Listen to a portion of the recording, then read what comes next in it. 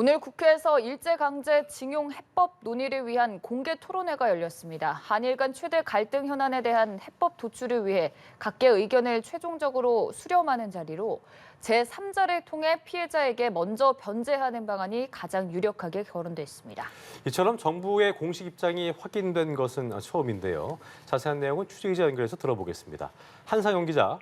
네, 조금 전에 오전 10시부터 국회의원회관 대회의실에서 강제징용 공개 토론회가 열리고 있습니다. 정부가 한일 관계 최대 현안인 징용 피해자 배상 문제법을 마련하기 위한 마지막 여론 수렴 과정입니다.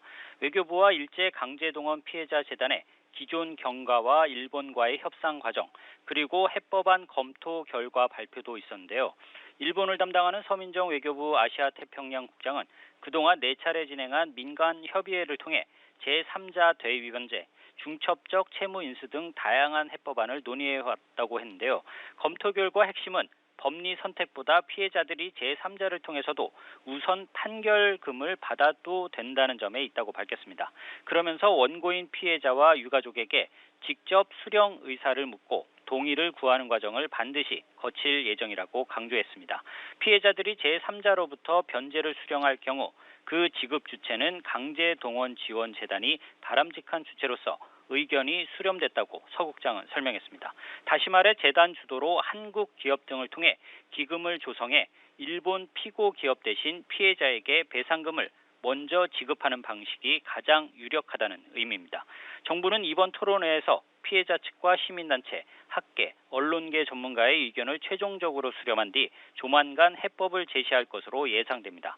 배상금을 지급하는 주체로 지목된 재단 측은 피해자 문제의 포괄적 해결 방법은 특별법 제정뿐이라는 입장을 밝혔는데요. 이를 위해 재단 내 특별법 연구지원팀을 만들 예정이며 이미 예산도 배정했다고 설명했습니다.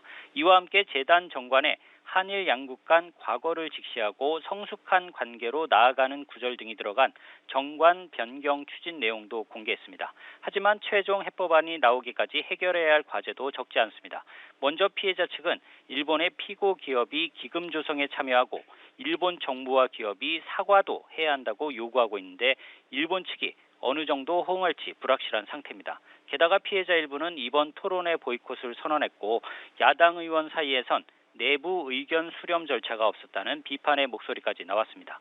이들은 토론회 직전에도 정부 측 해법 마련 작업을 비판하기도 했습니다. 지금까지 보도국에서 전해드렸습니다.